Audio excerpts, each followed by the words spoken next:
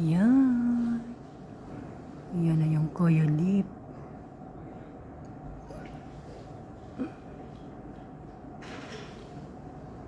Ganda niyan. Yan na yung coil leaf ng Japan. Ayan na.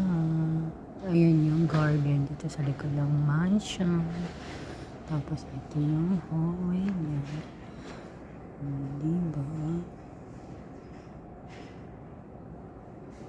Ayan siya. Kahit hindi ka na pumunta ng Koin, dito pa lang may coil leaf na. Punta ka pa doon, magpapakapagod ka pa. Dito lang may coil leaf na. Oh, meron kaming small garden, trees in there.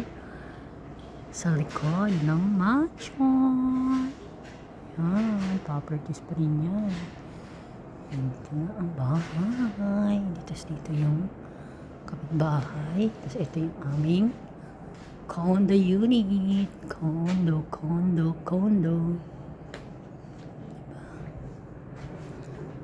Lakad-lakad tayo kasi katatapos lang natin kumain. Ingay na naman si Richie vacuum.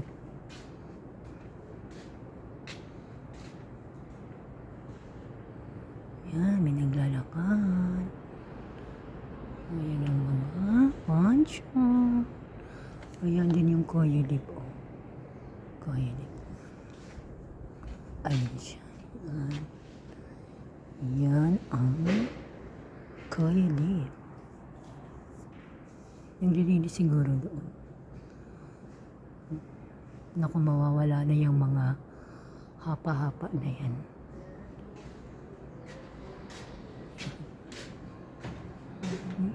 Naglakad-lakad tayo. Ito tayo maglakad.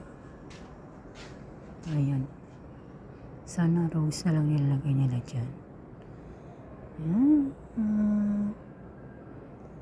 Yan ang ating Winky. Yan.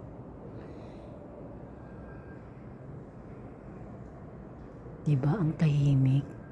Ang dami mong kapitbahay, pero walang nagmamarites sa labas.